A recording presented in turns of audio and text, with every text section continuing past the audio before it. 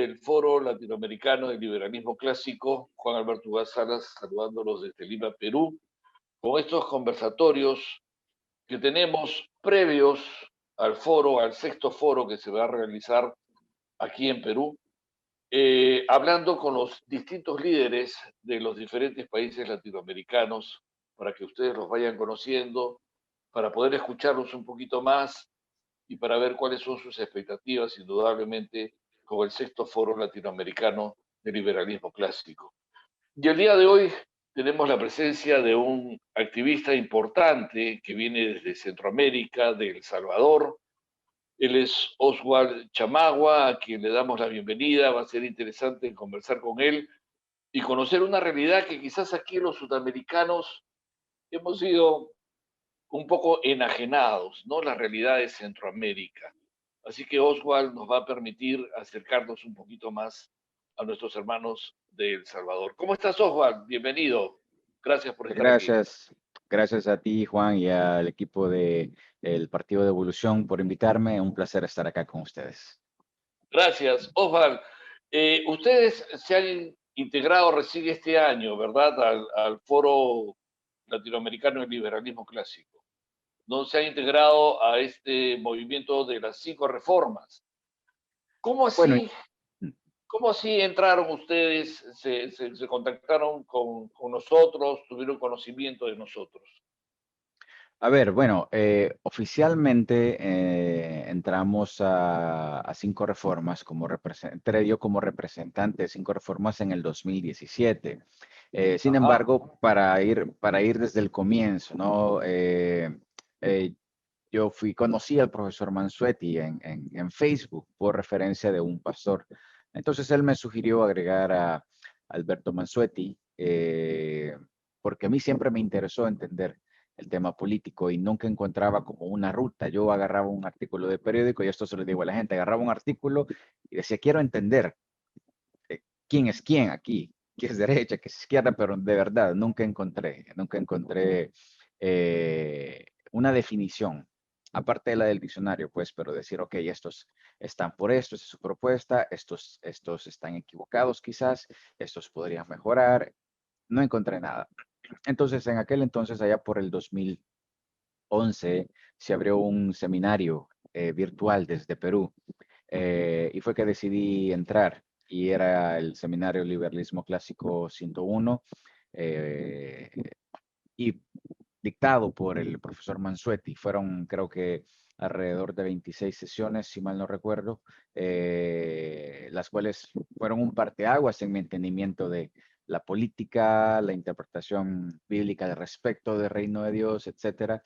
Y entonces comencé a aprender, seguí aprendiendo y en 2017 decidí sumarme a hablar con el profesor y pasar a ser parte del foro. Eh, Estuve alrededor de 2 años quizás, sí, 2 años, casi 3 años quizás prácticamente solo. Sí, toqué puertas, invité a muchos amigos, conocidos que se interesaron, conocieron, a algunos pude darles alguna información del diplomado, algún diplomado, porque sí, desde el inicio entendí que era clave la formación. Eh, pero solo quedó uno, digamos, alguien que estuvo siempre apoyándome incluso económicamente para actividades. En el 2018 tuve la oportunidad de participar en el tercer foro liberal de América Latina en Guatemala, porque está cerquita. Las veces anteriores y las posteriores ha sido en Sudamérica y bueno, es complicado, es caro viajar hasta allá. Y bueno, eh, igual, la situación económica no era la mejor, sin embargo, toqué puertas igual y Dios proveyó. Pude ir a Guatemala, hubo gente que me apoyó y pude participar en el tercer foro, que fue un evento muy importante, significó un antes y un después para el foro a nivel latinoamericano. Y fue hasta este año que se logró conformar un equipo acá en El Salvador, un equipo de trabajo.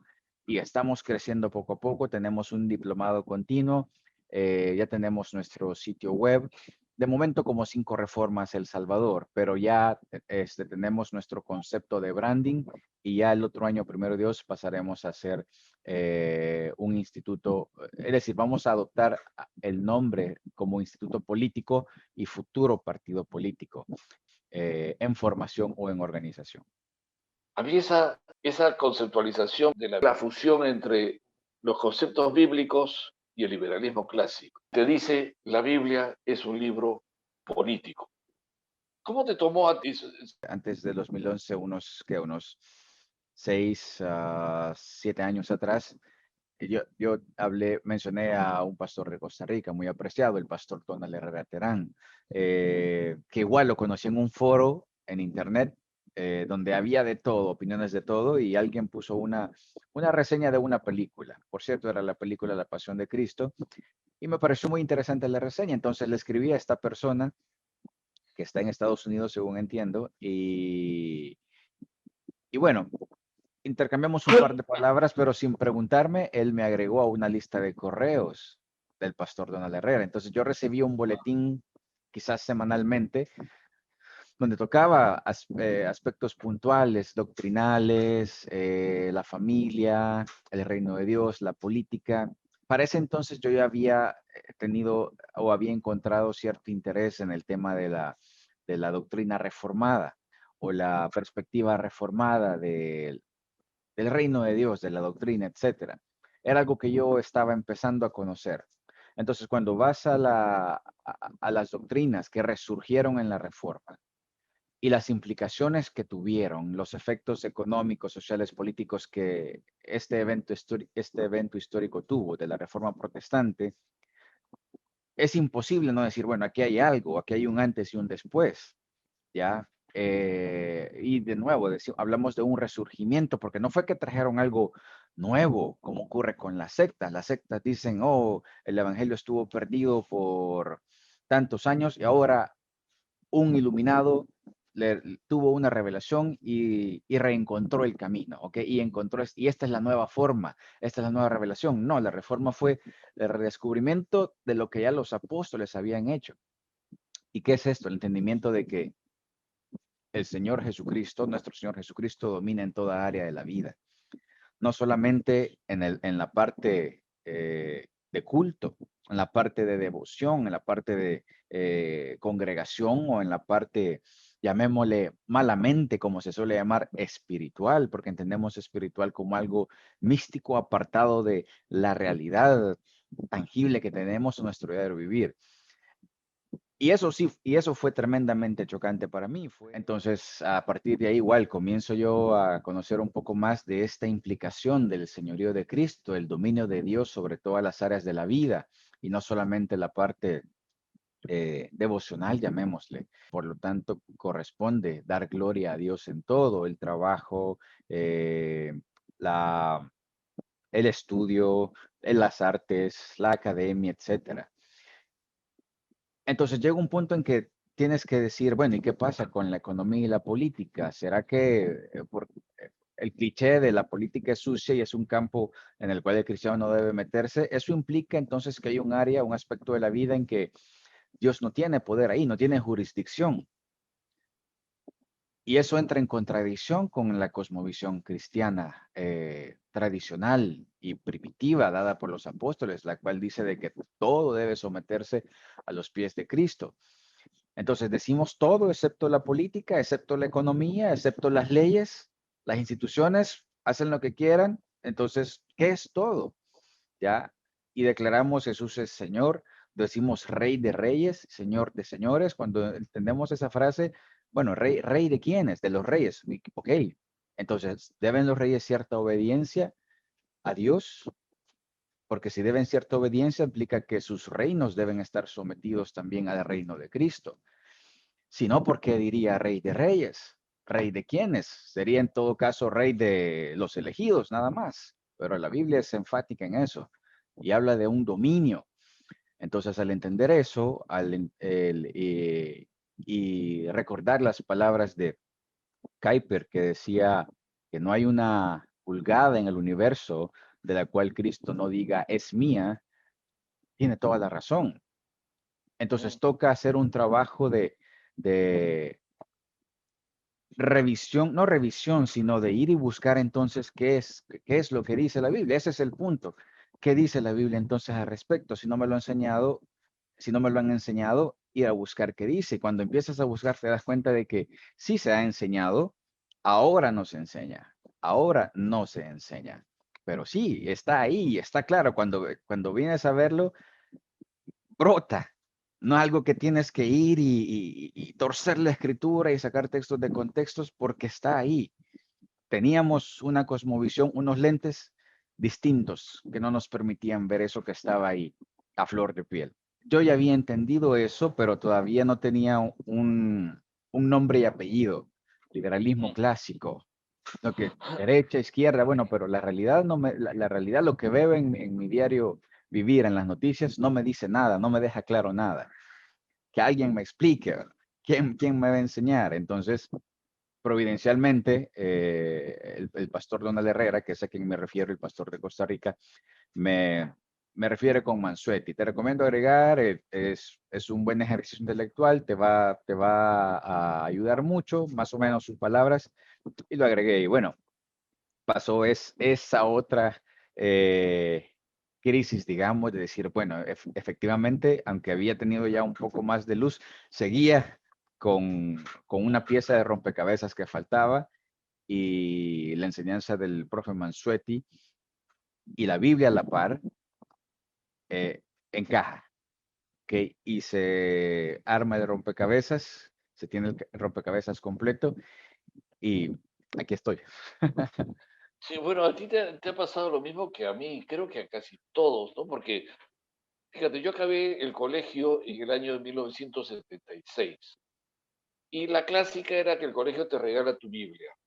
Entonces me regalaron mi Biblia y la Biblia estuvo allí y estuvo ahí y estuvo allí. Llegué a los casi 60 años, ahora tengo 61, este, y empecé a ver la Academia de Ciencias Cristianas, ¿no? De Ciencias Políticas Cristianas, estos Tema videos que cristiano. tiene con Mansueto y con Angie allá en Cochabamba, ¿no? Sí. Y, entonces, y empecé a abrir la Biblia, a mirarla, a leerla y a entender las cosas de otra manera y como que a volverme este, un liberal clásico más consolidado. Comprendí que era un texto de sabiduría, de gran sabiduría. Oye, Oswald, quería conocer un poquito más de El Salvador. ¿Cómo está la situación de El Salvador? ¿Cómo es tu Claro. país? ¿Cómo está la coyuntura actual? Bueno, tenemos un presidente que entró el año pasado, entró a gobernar, bueno, elecciones en febrero o marzo, no recuerdo bien, y entró a gobernar el 1 de junio del 2019, eh, que había pertenecido al partido tradicional de izquierda, pero tuvo unos roces y se salió. El tema es que es un tipo muy popular, carismático, joven, tiene alrededor de 39 años.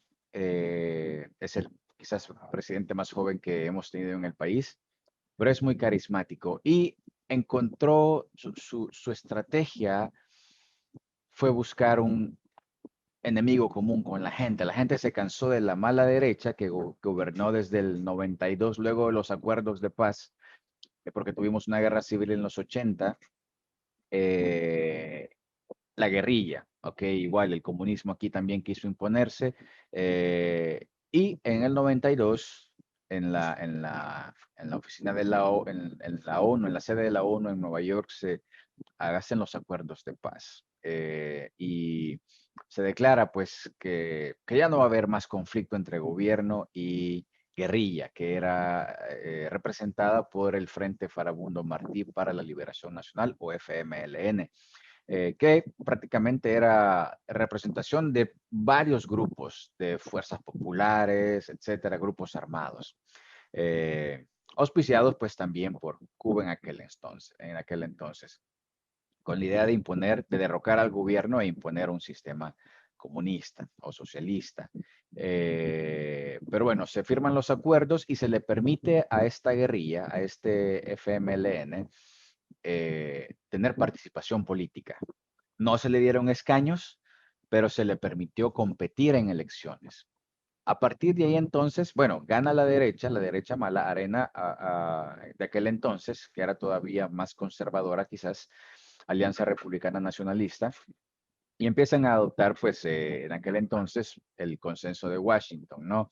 Medidas de privatización, etcétera. Privatización, impuestos no muy altos, etcétera, y el país empieza a reconstruirse un poco. Sin embargo, pues en ese mismo periodo empezaron a hacerse de compadrazgos, etcétera. En el 2000 creo que fue la mejor decisión de todas las que pudo haber hecho esta derecha mala, es que nos dolarizaron. El país dejó de tener su moneda nacional y pasó a tener el dólar. La idea era, al menos en teoría, o lo que le presentaron a la gente fue tener una biparidad, ¿no? Tener doble moneda, usar el dólar y el colón, que era nuestra moneda oficial. Pero eventualmente fue solo el dólar, así que tenemos una economía dolarizada. Entonces, 5 años Arena y otros 5 años en el segundo, al final del segundo periodo, entonces dolarizan la economía.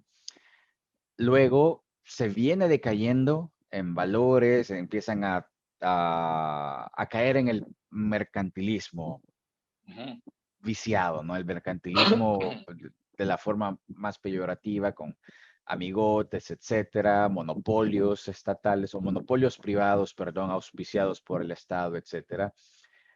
Y a todo esto, la guerrilla, que ahora es partido, que ya no usa las armas, empieza a hacer oposición, a decir, a señalar los vicios, ¿ok?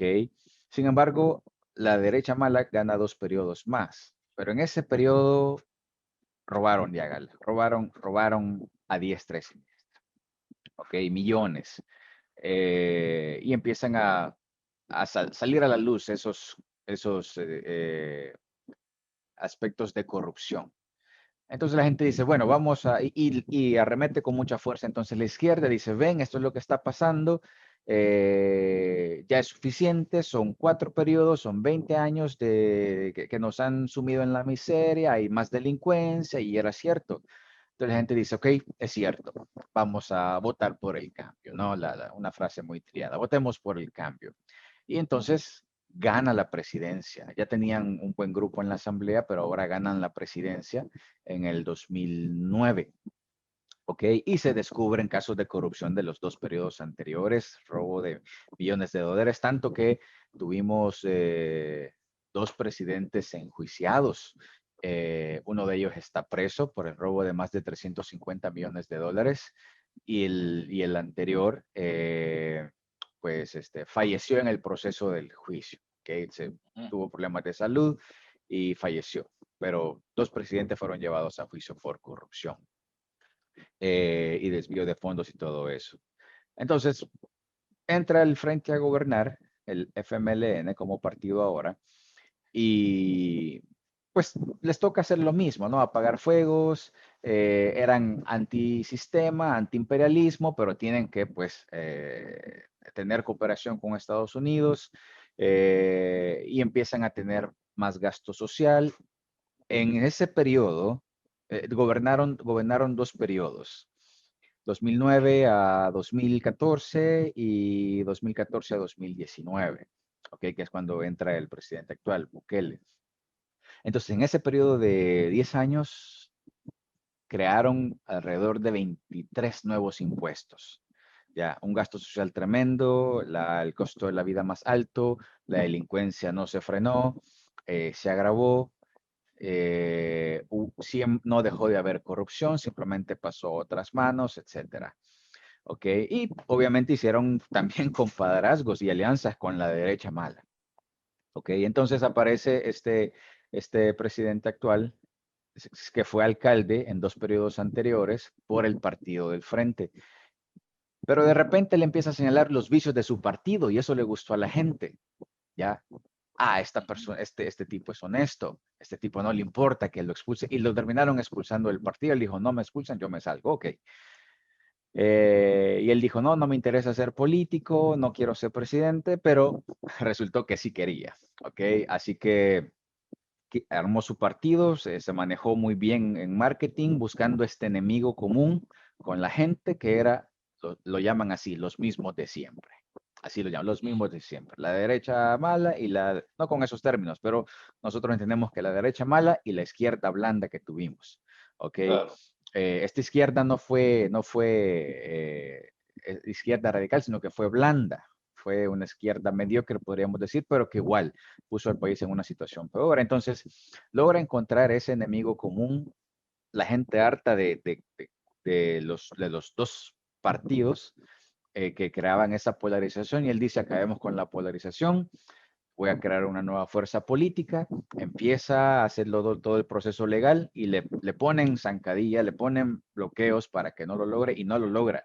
Entonces viene él y se une a un partido que salió de la derecha mala, ¿ok? Y entonces con ese partido, a última hora se inscribe. Hay gente que dice que ni se inscribió porque era la última hora, pero lo criticaban y ahora, pues ahora son amigos. Ahora son amigos y ese le sirve de taxi para poder llegar a la presidencia. ¿Ok? Y ahora la campaña, y desde entonces hace campaña política desde la presidencia y con todo los miembros de su nuevo partido, porque al final sí se logró formar el nuevo partido, se llama Nuevas Ideas, pero no entró, no logró entrar para antes de las elecciones, por eso él tuvo que unirse a este otro partido que se llama GANA, Gran Alianza por la Unidad Nacional, que salió de la derecha mala, de Arena. Y ahora entonces hay dos fuerzas, Gana y Nuevas Ideas, que se han fusionado, y ahora la izquierda blanda con la derecha mala tradicional también se han aliado para hacerle oposición, supuesta oposición al presidente actual. Dime, ninguno de ellos va contra el sistema, contra No, ninguno, las cosas que tiene el ninguno. Estado, no, No, no modifican nada. van Claro, contra el partido, contra claro. el individuo. Entonces ahora la campaña del gobierno actual, porque están en campaña, es decir, está en campaña política, él anda promoviendo a sus secuaces, ¿no? Eh, ahora vienen elecciones el próximo año en febrero de diputados, elecciones de diputados.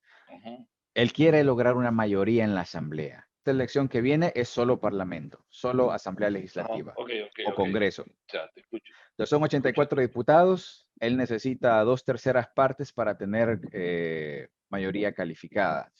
Entonces la campaña de él es, saquémoslos a todos, menos, es decir, votemos solamente para yo tener mayoría en la asamblea y que me aprueben todo lo que yo diga. Claro, no con esas palabras, pero ese es el mensaje al final. ¿Por qué? Ujú. Porque en este poco más de un año que ha tenido, año, 4 meses de gobierno, bueno, ha demostrado no importarle las instituciones, las leyes, no permite cuestionamientos de ninguna índole y él quiere estar en todo. Es una izquierda posmoderna, porque él anteriormente sí decía yo soy de izquierda radical cuando pertenecía al partido FMLN. Ahora dice, vamos a hacer lo que funcione, vamos a hacer alianzas con Estados Unidos, vamos a hacer esto, etcétera, y saquemos a los mismos de siempre, saquemos los que ya no los queremos, ellos arruinaron el país durante 30 años, ahora nosotros vamos a hacerlo diferente. La gente está tan fascinada con esto que la gente está diciendo, si vamos a tener un dictador, que él sea el dictador. La oposición, la derecha mala con la derecha blanda y algunos elementos o personajes conservadores y algunos que dicen ser liberales, que están aliados a algún partido de socialdemocracia, etcétera, dicen, voten por nosotros, ni siquiera dicen voten por nuestro partido, voten por nosotros, voten por cara, pero no tienen un programa, quieren ir solamente, la oposición, la estrategia es bloquear a Bukele, bloquear al Ejecutivo para que no haga y deshaga. Pero estamos hablando de individuos que se pueden contar con las manos, con los dedos de la mano, y los otros No dos hay un partidos, proyecto, pues, entonces, claro. exacto. Entonces, No hay un simplemente el proyecto proyecto es político. Ya. detener, no permitir que tenga mayoría, porque ya están hablando de reformar la Constitución, ¿ya? de extender el Claro. periodo presidencial, porque en la Constitución establece que no se puede reelegir. Acá no se puede reelegir.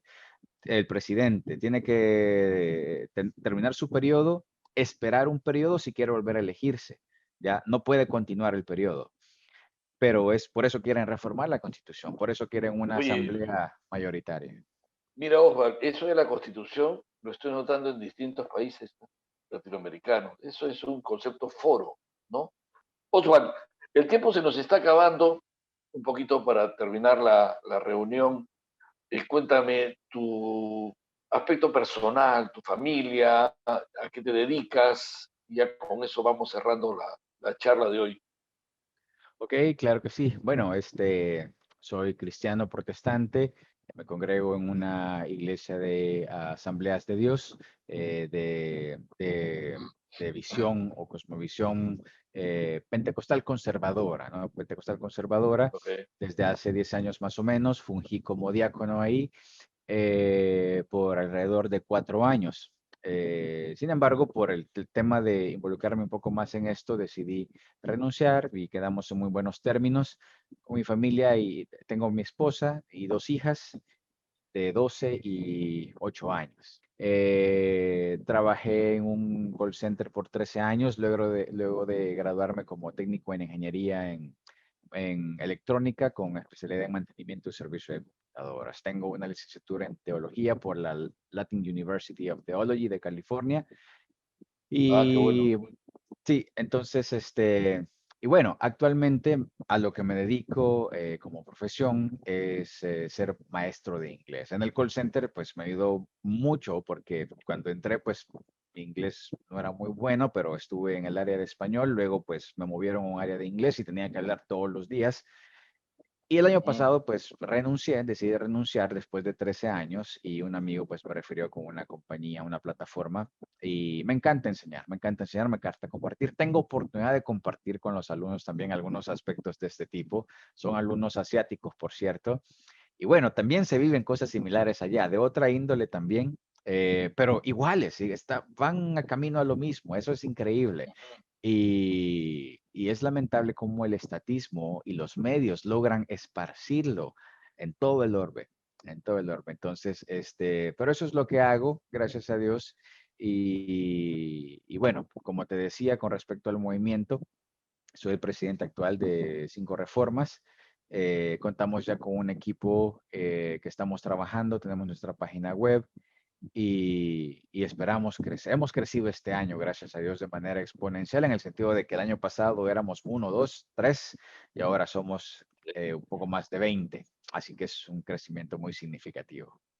Sí, por supuesto, por supuesto. Osval, me parece fantástico que seas profesor, porque cuando hay que cambiar el chip de la gente, sacarle el chip y ponerle otro que tiene que aprender otras cosas, un profesor es clave para el discurso. Por eso es que nosotros acá tenemos un catedrático, es cierto. José Luis Tapia es economista de profesión, pero creo que es más catedrático en el sentido de que se le nota que le gusta enseñar. Y entonces cada vez que él habla, tiene eso que también tienes tú, la explicación del pedagogo, ¿no? Del que educa. Y es importante para mí que gente así, que tenga esa experiencia de pedagogía, pueda estar involucrada en el liderazgo político de nuestro foro, porque es el momento de reeducar a la gente, de darle otros conceptos, de meterle nuevo chip y sacarle el antiguo, Desaprender, desaprender. de desaprender, desaprender para aprender, ¿no? Oswald Chamagua, desde El Salvador, qué gusto haber conversado contigo. Siempre tuve la inquietud de conocerte un poquito más y la suerte de estos programas previos al Foro Latinoamericano de Liberalismo Clásico, al sexto foro, en el que también estaremos juntos, nos ha permitido pues tener una charla, al menos de algunos minutos. Osval, qué gusto conocerte, que seamos buenos amigos, te esperamos en el sexto foro y un abrazo a todo El Salvador. Gracias por haber estado con nosotros. Por supuesto, Juan Alberto, el gusto ha sido todo mío. Que tengan un feliz día. Saludos hasta Perú de Ok, todo El gracias. Salvador. Gracias. Fue Oswald Chamagua desde El Salvador. Ya vendremos en otra ocasión con otro líder más o lideresa más del Foro Latinoamericano del Liberalismo Clásico. Gracias, permiso. Hola, soy Alberto Hernández y me dedico a la docencia en idiomas. Un saludo desde El Salvador al Sexto Foro Liberal de América Latina, en apoyo al proyecto 5 Reformas El Salvador. Un saludo a todos.